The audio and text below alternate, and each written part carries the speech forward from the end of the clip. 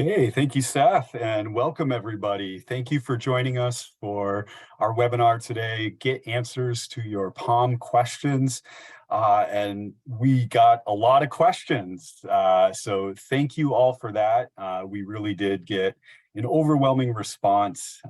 Lots of really great questions that we'll answer for you today. We're not going to have time to answer all of your questions, but we do hope to do this again.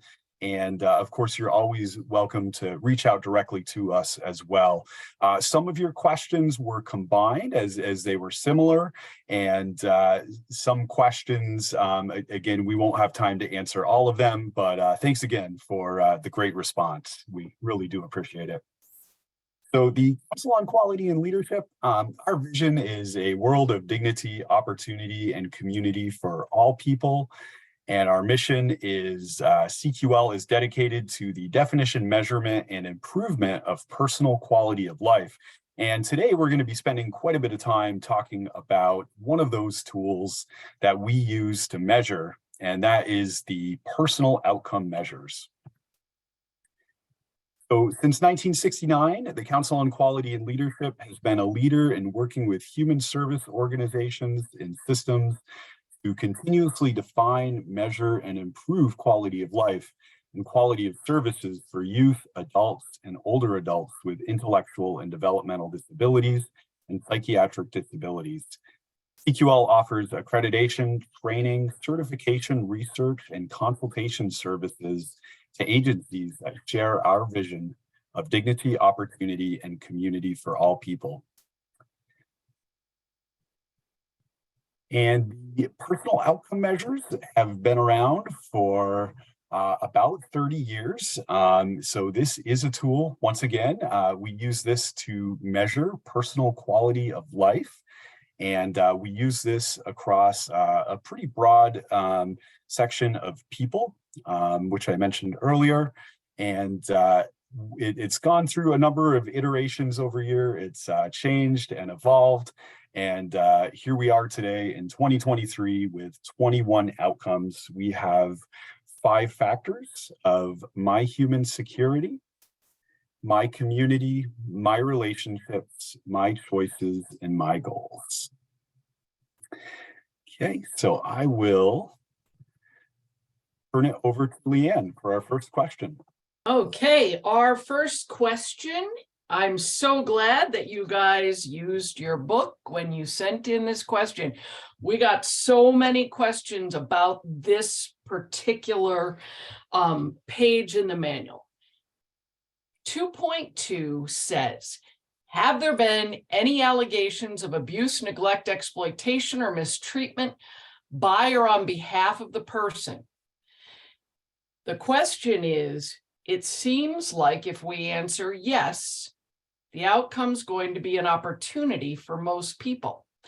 And that is exactly right, because we can't own people's outcomes. And when you think about the fact that the estimates back in 2015 were saying that 90% of people with disabilities have experienced some sort of abuse, we would err on the side of, yes, there probably has been something in the past. And do we really want to say it's present and, oh, no problem, okay?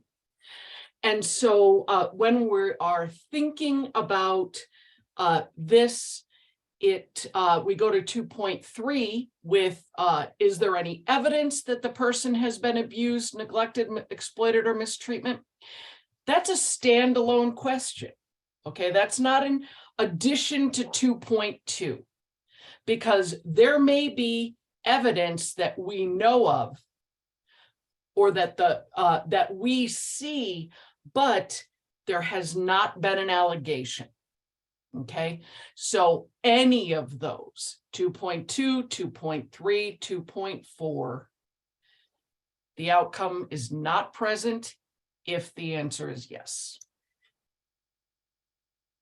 And I would say any questions, but I don't think we're going to do that yet. So, Mike? Yay, thanks, Leanne. So our next question is about people have the best possible health. And for those of you who are following along in your books, we hope you are. People have the best possible health starts on page 21. So this question is about self-management of health. Now, if you've spent any time around CQL, if you're accredited, or if you use the personal outcome measures, or you come to our webinars, you know that we are big advocates of supporting people to be involved in their healthcare. So I really appreciate this question. Now, self-management of health, this can take on a number of forms. But to summarize, people should be involved to the fullest extent possible. So this might mean scheduling appointments. This might mean people selecting providers, making decisions about treatments, going into the exam room without staff members tagging along, or at least giving people the option of whether or not they would like their staff members to be present when they go into the exam room. Okay, for people requiring more support, this could mean including people in scheduling appointments, letting people know about upcoming appointments and scheduling in conjunction with them, supporting people to learn about what their medications are treating, working with them to select providers that will speak directly to them and listen to them no matter how the person communicates. So again, this can take on a variety of different forms, but we do want people to be involved to the fullest extent possible.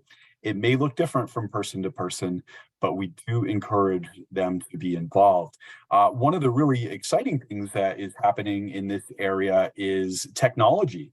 So there are a variety of different technologies available to support people to play a greater role in self-management of health. Automated medication dispensers, apps on your phone that will remind you about medications or upcoming appointments. There are a lot of providers now that you can schedule your appointments online and it will sync right to your Outlook calendar. So that's a great tool as well. So take advantage of that technology. It's very accessible, it's very available and affordable, and that's a great way to provide some adaptations and support to support people to be involved to the fullest extent possible. Carly? So this question is, can you suggest a mechanism for collecting POM data? How do you choose how you're going to interview? So organizations are welcome to use whatever system they find most beneficial for them for analyzing and logging POM data. For example, some organizations might just use an Excel document to do this.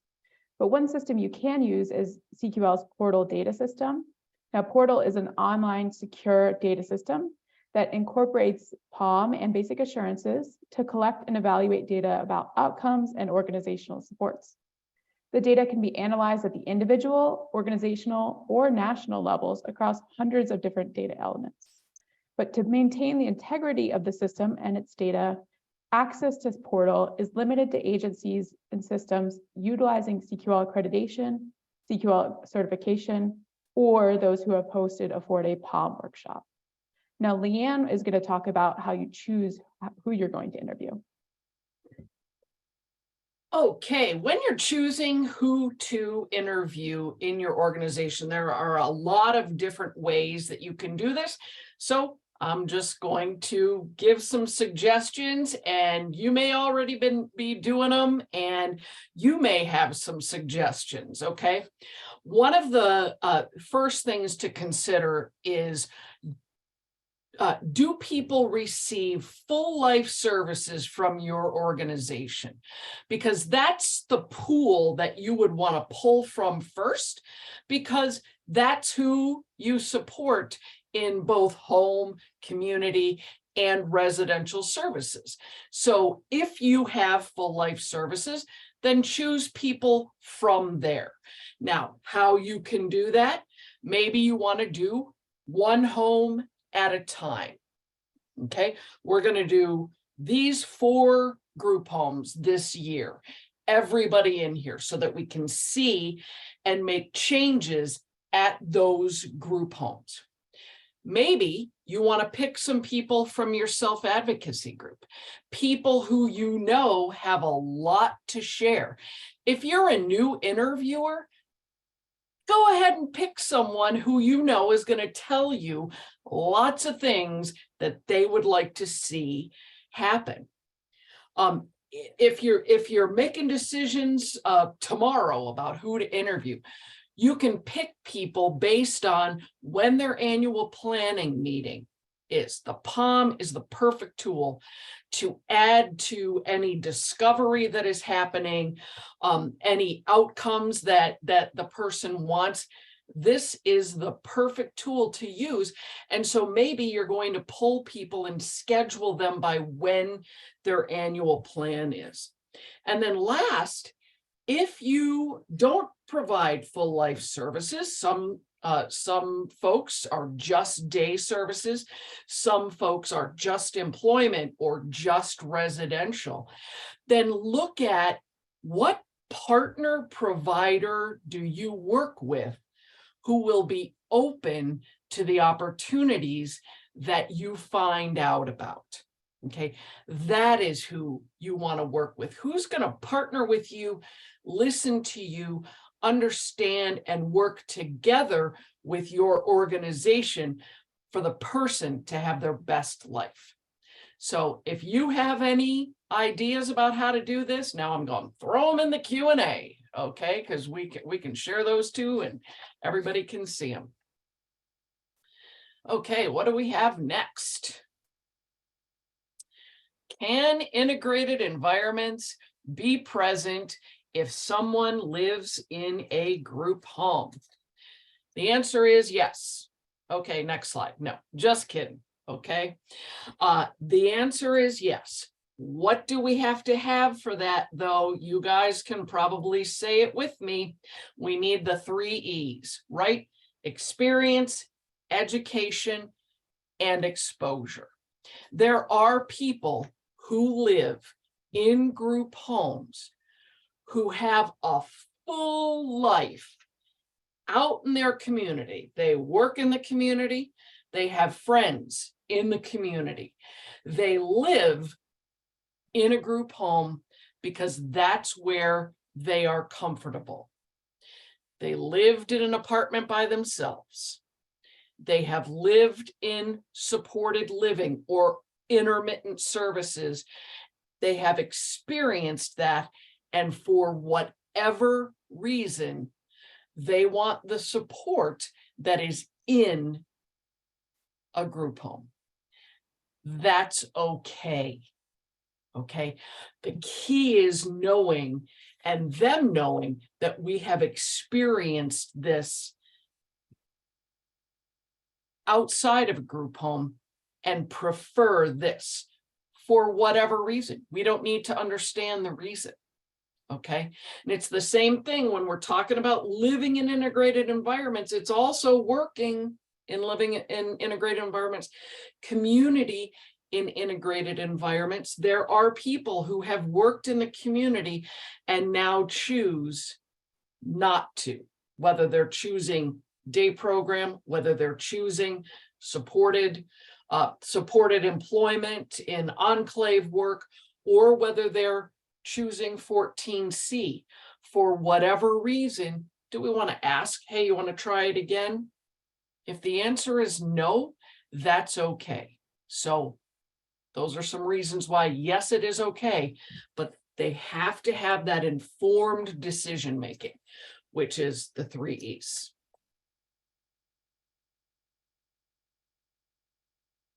Oh, hello. Okay. So please provide examples of what to look for both physical and social integration. This is kind of all together.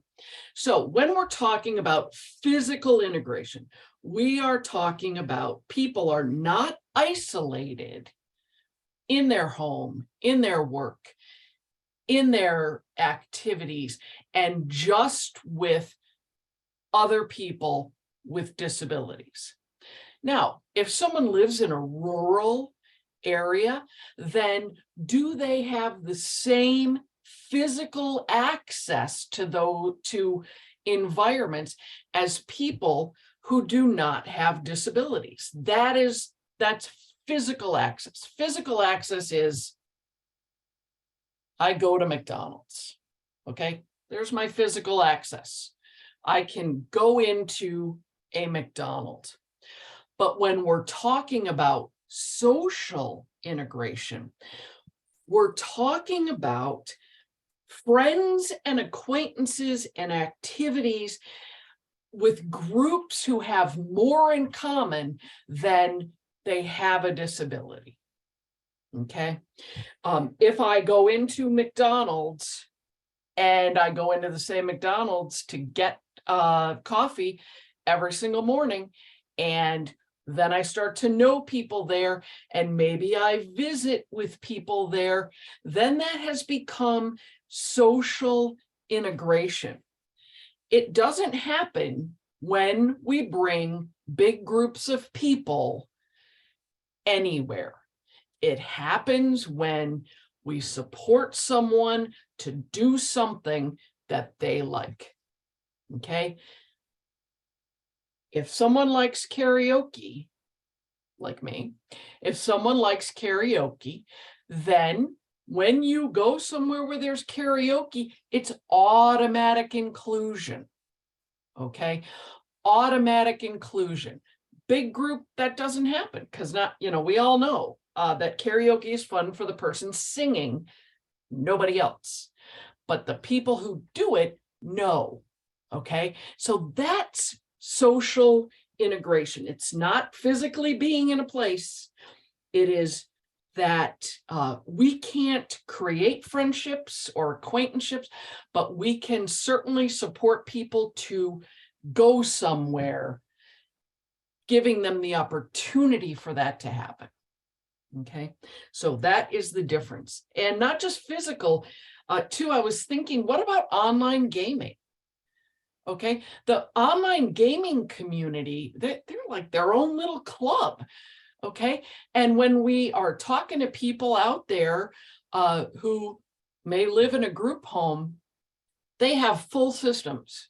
Okay, full gaming systems. How about we support them to get involved in some online gaming and get that community where, hey, they're just another gamer. Okay, that's social integration for them. Okay. All right. Thank you, Leanne. So the question that we all want to know, Leanne, what is your favorite karaoke song? Oh, my favorite, Mac the Knife. Okay. All right. So our next question is, can treated fairly be present if someone has a rep payee? All right, so for those of you who are following along in your books, people are treated fairly is on page 32. So this is another one similar to people live in integrated environments where there are no absolutes, right? Very seldom do we have a situation where it's, if this happens, then this definitely happens, right? It's not always that black and white. So the short answer is yes. However, it is important to remember that representative payee is a restriction of a person's rights because it takes away a person's financial autonomy. I do also want to point out that we did have registrants from 6 different countries for this webinar. So for those of you who are not in the US, a representative payee is someone that has authority over a person's financial decision making. So oftentimes a person's benefits will go to that rep payee instead of the person. So we do consider that a restriction because the person loses their financial autonomy. So due process is critical in making a determination regarding whether or not this outcome is present.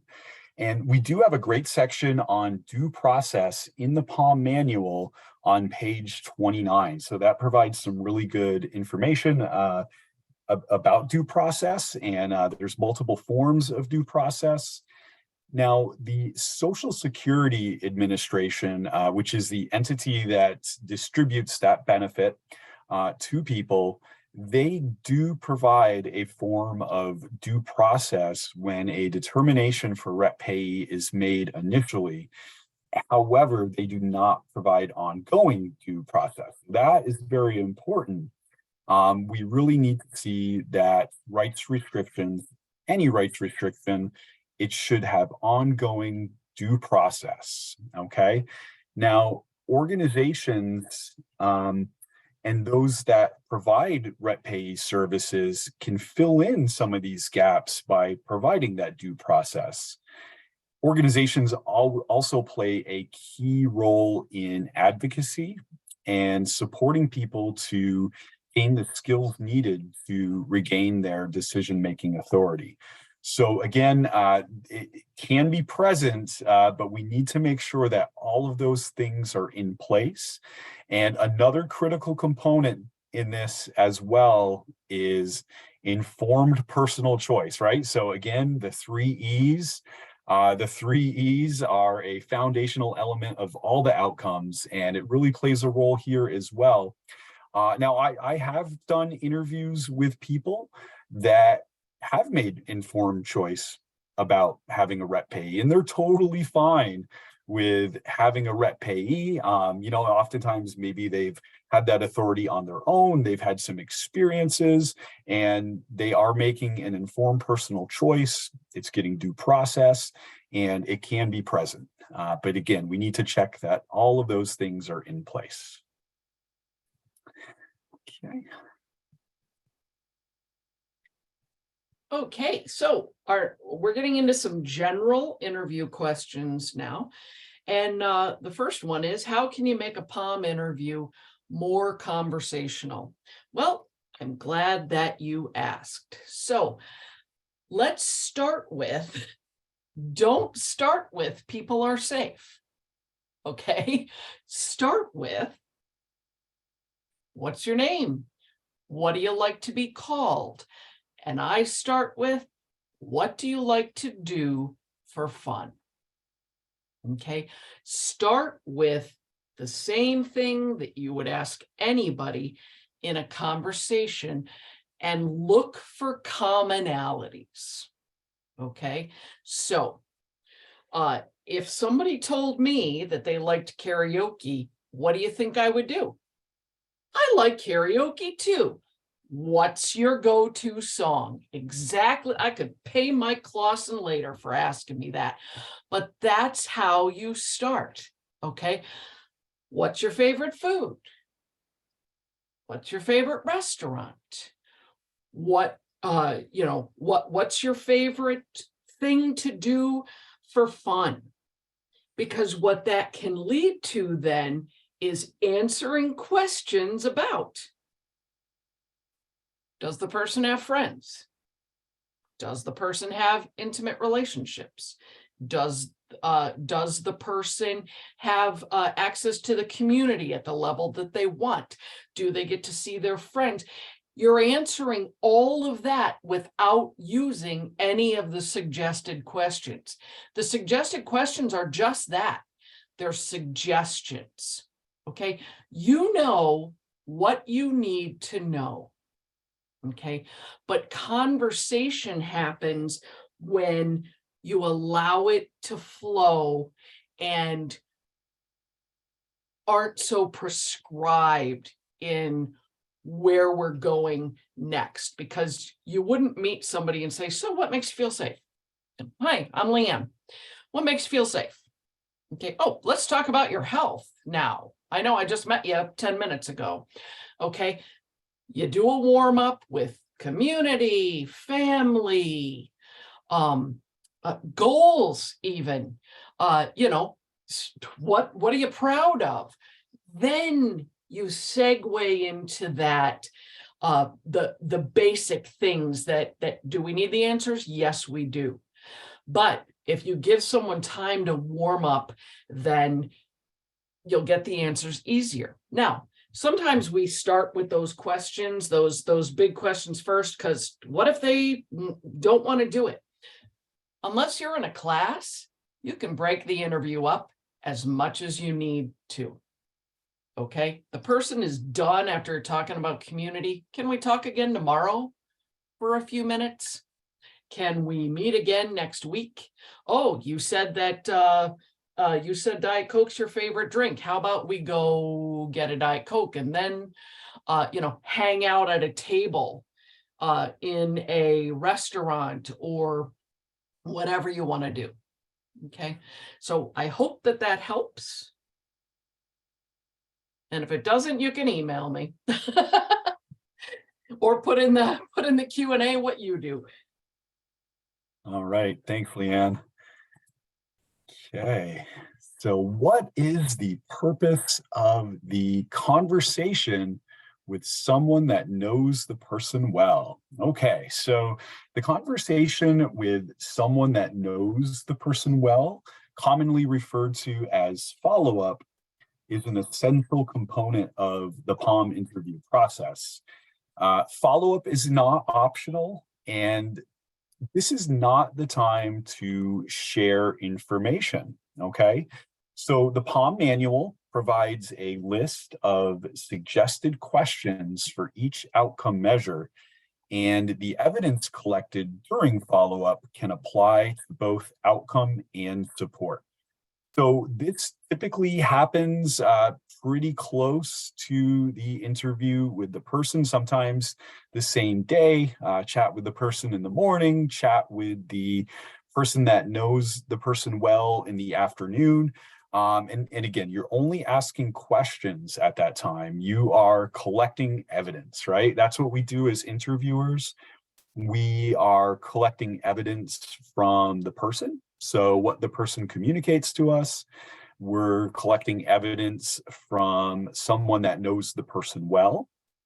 Okay, and we're also using our observations, and all of that is the evidence that we use to validate the presence of outcomes and supports. And so it's all critical. Now, in terms of sharing information, as organizations, you should develop a process for that. Okay, sharing information with the person's permission back to their teams so that it can be used in service planning or in organizational quality, but it's very important that that happen later on, okay? So follow-up is only for asking questions.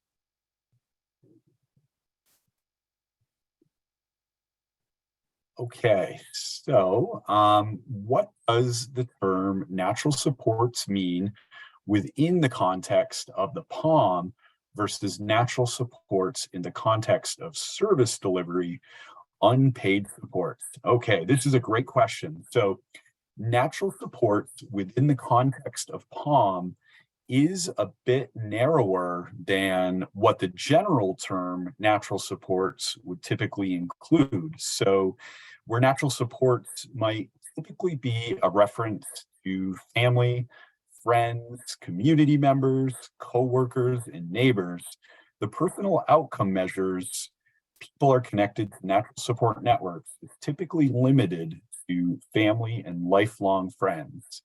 So there is some great information on page 52 of the POM manual if you're following along.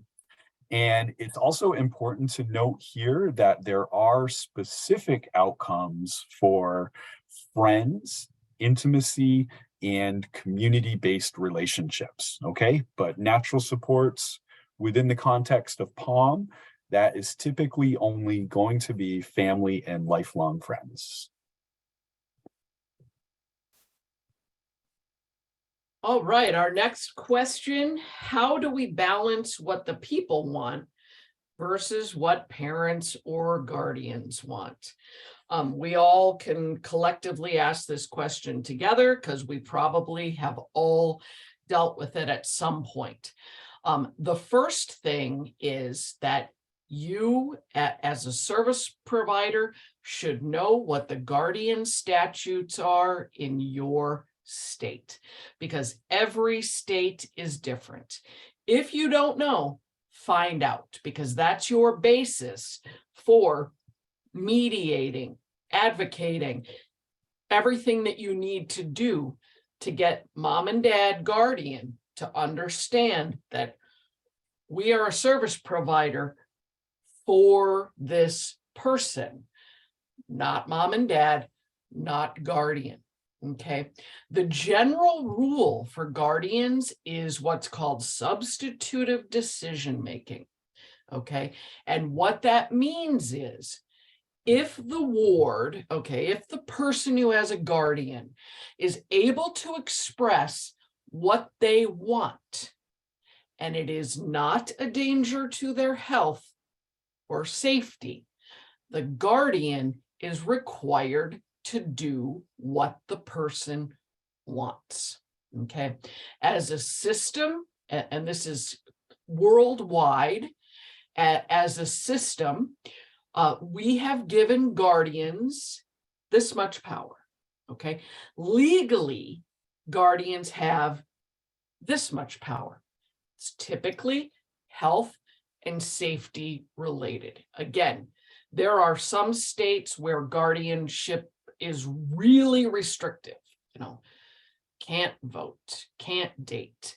And then there are other states where it's not, but because we don't know what it is, we're not able to talk to parents. Okay. The other thing that because of the HCBS settings final rule, the US government has said that the whole rule for community-based services is based on what the person wants. Okay, so that's where we become mediators, explaining that to mom and dad gently. I know it's easy for me to say, I don't have to work with them every day. Okay, but can you host a training? Can you advocate for your state to require trainings for guardians? Okay, educating judges. It's a big systemic issue, but what our services are for the person with a disability. Okay, I understand it's hard. I understand sometimes there's politics involved, but if we're not going to advocate for the person, then who is? Okay, if we can't help the person with mom and dad or their guardian, then they have no one to fight for their rights. Mike?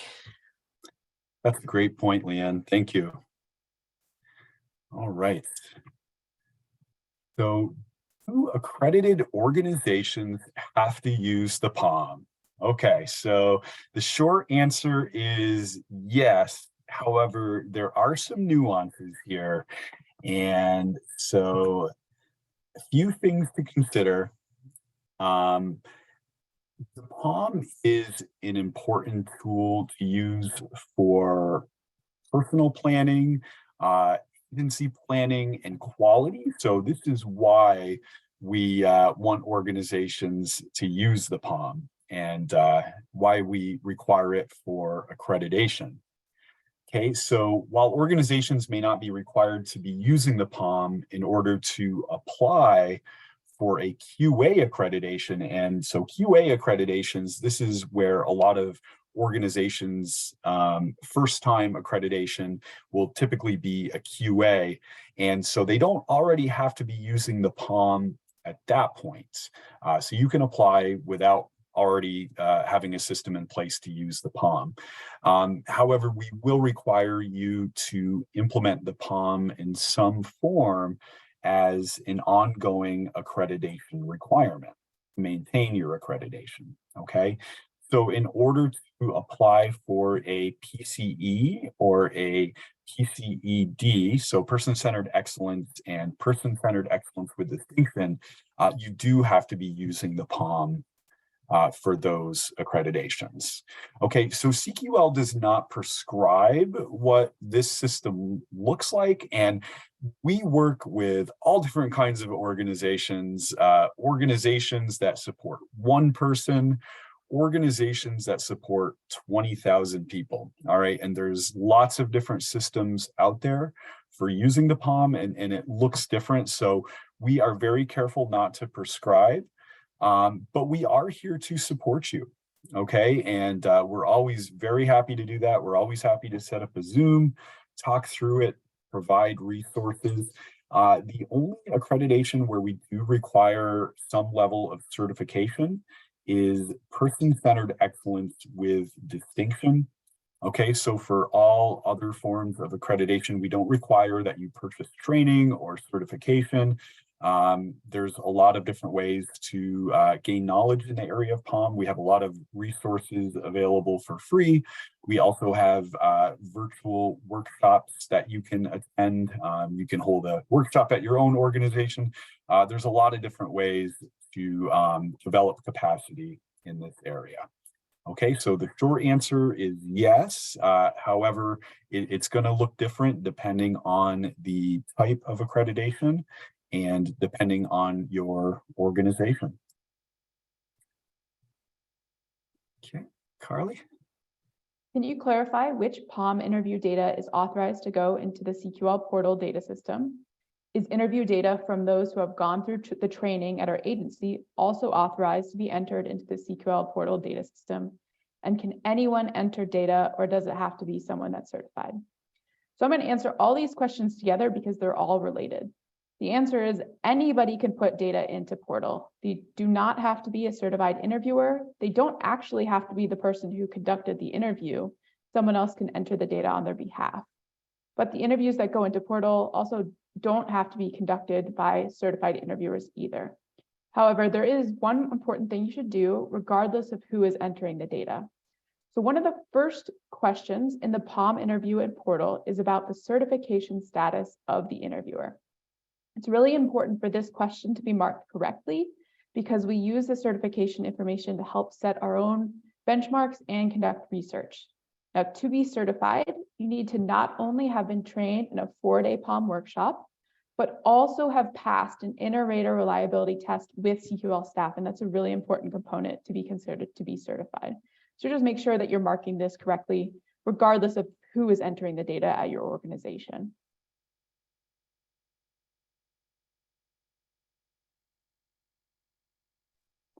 Okay, thank you, Carly.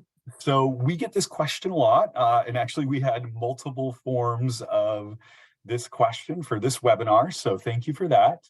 How do we facilitate POM interviews with people who have a higher level of support needs or communicate differently? So I will start by saying that everyone communicates.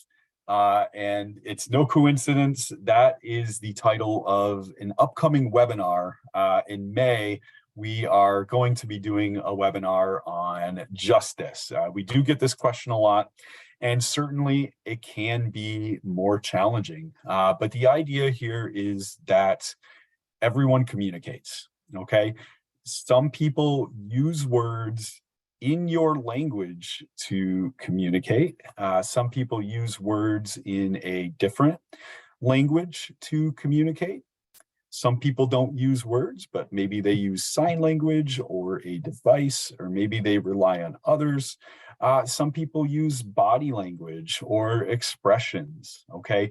There are so many different forms of communication, and we really need to take an all of the above approach. The first thing that we have to do is find out, how does the person communicate?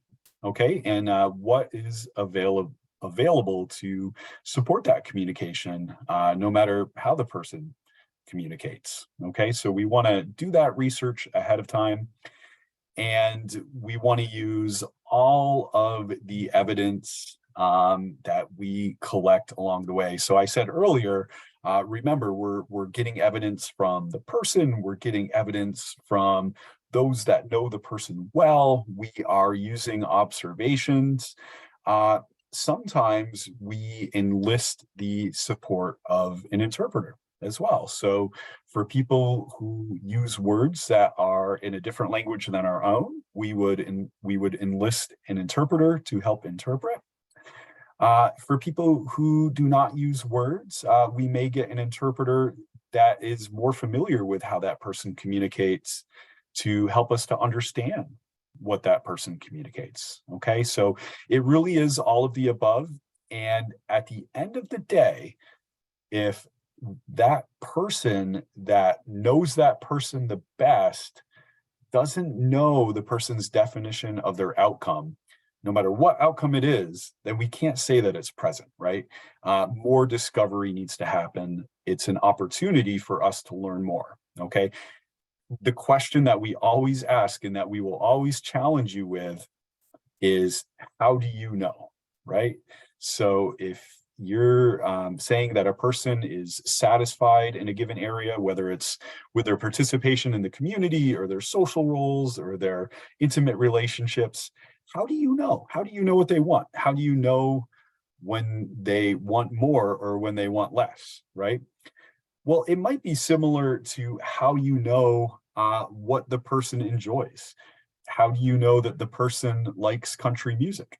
How do you know that they like mashed potatoes, right? How do they communicate that to you, right? So those are all important cues, and there's a good chance that someone that knows that person well will understand what they're trying to communicate. Okay, so that's a short answer, and I promise you we will have much more information on that at our webinar in May. So come join us for that. Okay, our next question, do you have any suggestions regarding how to facilitate virtual interviews? And I'm going to start with the fact that a virtual interview is typically not ideal. Okay, so if there is any way that you can do it with the person, with you, that's what you want to do. Okay. If that's not possible, there's a couple of things that need to happen. First, you need to make sure that the person can access technology, and can they use the technology alone? Are they going to have a staff person with them? What is the situation going to be at where they are? Okay, because if they need staff support, then the staff supporting them to do their portion of the interview can't be the same staff that you're going to talk to who knows them the best. Okay, so what you don't want is Mary, the house manager, is supporting Jim for his virtual interview, but Mary's who you're supposed to talk to. Okay, we remember back when Mike was saying the follow-up interview is not for you as the interviewer to share everything that the person receiving services shared with you. Okay, we want this to be private and a safe space for them to share. Okay, brings me to step 2. If you have to do it virtually, make sure they have somewhere that they can be where they have some privacy. Okay, not in the kitchen with everybody home, not in the staff office without being able to close the door and make sure that they're not interrupted. Okay, not in the dining room while the whole staff is in the kitchen, and I'm not making this up because we've probably all seen it before. Okay, so if you need to, there's a lot of prep on the front end to make sure that you can have a robust interview with the person. If you need to do it virtually, then you can relax during it. The other thing to remember is Zoom can be exhausting. And think back, to when we started this, before we were used to it and how exhausting it was. So the person may need extra breaks. The person may need to look away. Okay, think about that. And you, as the interviewer, need to be on camera. Okay, so you're not just a voice in the night, and be prepared to hold things up for them to see as you're talking about it. Okay. That's all I have for facilitating virtual interviews. I know that there's a bunch of stuff in the chat about how to do this, because we know it can be hard and it's not ideal.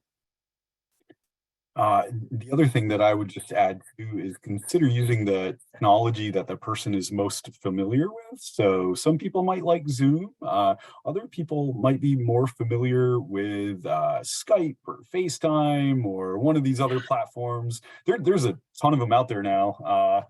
And Lots of great Google choices. And Meets. Google Meets, yeah. So some Yeah. people have familiarity with some of those other platforms as well. So find that out in advance for sure. And make sure you know how to use what they like. That might be more the bigger challenge, Leah. Okay, so how do you share interview results in a way that doesn't put those who provide supports on the defensive? This is a great question. So one of the things that we did recently within the last few years is we really intentionally went to this idea of opportunity, right? So we don't say that outcomes are not met or not present. They truly are opportunities. And we really mean that. I mean, opportunities are opportunities to support people to have more relationships or learn more about their rights or have more meaningful goals. So they really truly are opportunities. Opportunities are a good thing. Okay. So it's important to really emphasize that when we're sharing information, this is not a report card. Okay. This is a snapshot of this moment in time. And it's a reflection of how the person defines their outcomes. Now, there is a decision to make for organizations. Okay. Do you share those P's and O's? Do you share them? You may not want to, and you don't have to. I would say from the perspective of quality, it's great to share your aggregate data, but if you're sharing the P's and O's out to individual team members, you need to think about whether or not those team members are going to have the same context that you do, right? Do they understand that people define their outcomes? Remember, for some people, there are some outcomes that are just never going to be present.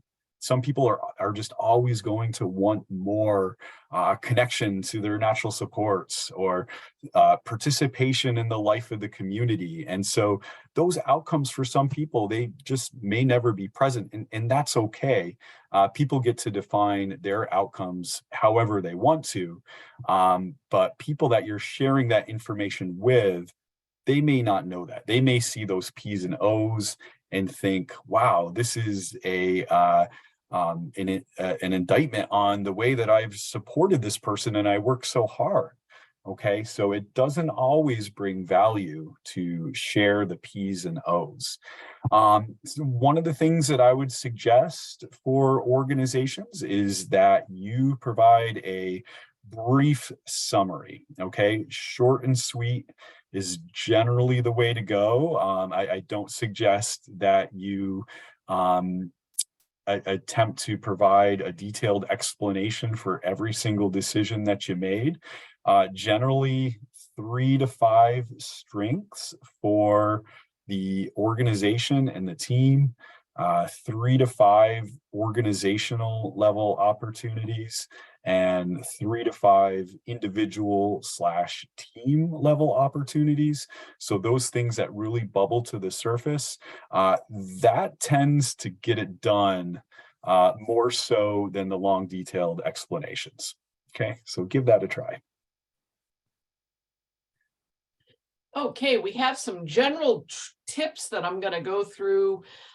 Just pull a couple things out because we have like 10 questions in the Q&A there, Mike. And so as you are thinking about going into a POM interview, the best thing you can do is don't go into this interview looking to prove that your organization is fabulous. Okay, you go in assuming we're looking for where are the opportunities to enhance this person's life.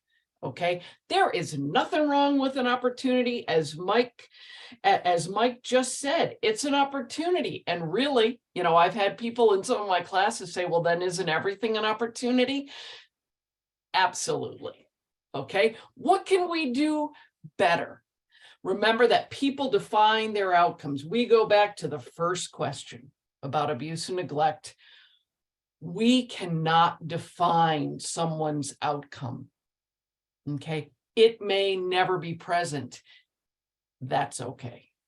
Okay, the 3 E's, and then we can all say it together now. Use your book.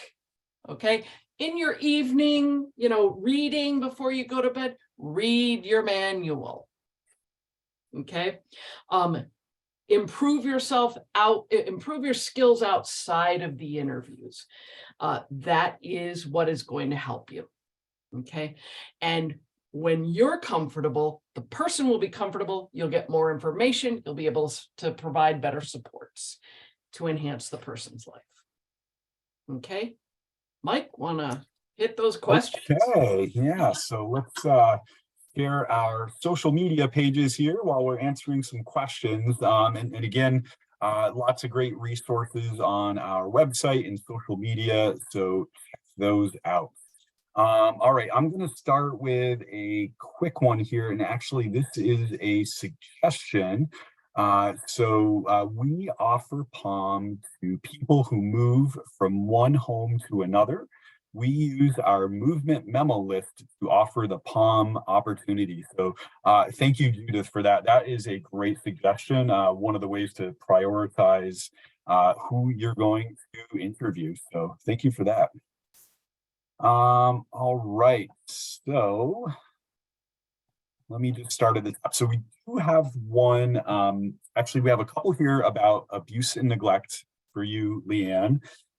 Regarding decision-making for people are free from abuse, if the person indicates there was an allegation of abuse more than a decade ago, and in the past during the investigation, there had been evidence, but the person does not experience any personal distress from this past situation, is the outcome met, or is there an opportunity to have it met? There's an opportunity. Yeah, this can be a tough one. I know that, as an interviewer spending that short amount of time with somebody, unless I can definitively say that this person is no longer experiencing distress, then it's probably going to be an opportunity. And I'm not qualified to do that, right? And we don't have enough time. So for me, it typically stays an opportunity unless I'm 100% sure. Right, because they may not be demonstrating, they may not be crying every day, but are some of the things they're doing saying that this happened in the past?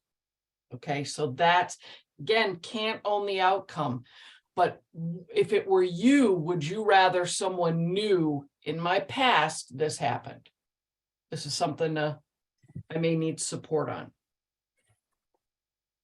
Related question, Leanne. We recently were informed that an allegation was made on behalf of someone, and when the investigation took place, the person was surprised to hear that an allegation was made, vehemently denied it happened recently or in the past, said they would have reported it, and was concerned that someone would have made such a report. Can there be individual circumstances that, despite an allegation made, that the outcome may be present? So this is a slippery slope. Okay, when we talk about use your book, it's because in areas like this, if we start saying, well, what if? Well, what about this? There can always be a what if, and I get it. That is an unusual situation. But the question in the book is, has there been an allegation? Okay, so err on the side of an opportunity. Okay, again, you're not going to go present this to people and say, hey, we have an opportunity here, even though all this stuff. You just know in accordance to the book, it's an opportunity. Yeah, it's hard.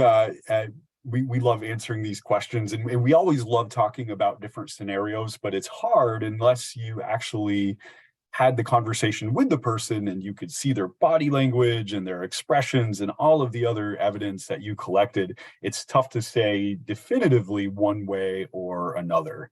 So yeah, people are free from abuse and neglect. That one can be tough. Yeah, I'm thinking another webinar, man. Yeah, we definitely have enough to do another one for sure. Okay. Let's see. We have 3 minutes left. Just want to get some quick ones here. I don't think we're going to have time to answer all of your questions, but we do appreciate it. Okay, so somebody wants to know, will there be a Q&A similar to this to focus on the POM, specifically for the POM for children and youth? I think that's a great suggestion. We don't have anything scheduled as of right now, but I think that's a great suggestion. Thank you. Okay, all right. So who then would give the consent for the interview if the person is unable, but support staff state the person likes being talked with? Okay, so consent. Here's the thing. Sometimes this gets tricky, and sometimes people do have guardians or decision makers that sign on their behalf. Now, I can tell you that if the guardian signs that consent and says that the interview can take place, but the person says, no, I don't want to be interviewed, then it doesn't happen, right? We always want the person to be involved in making decisions, in providing consent, even when there's a legal decision maker in place. So even if the guardian says okay, but the person says not okay, then it's not okay. We're not going to do it. Okay. So if the guardian refuses to give consent to an interview, but the person does want to do the interview, it does get tricky. You really have to look at your own guardianship laws and the laws regarding sharing information based on where you live.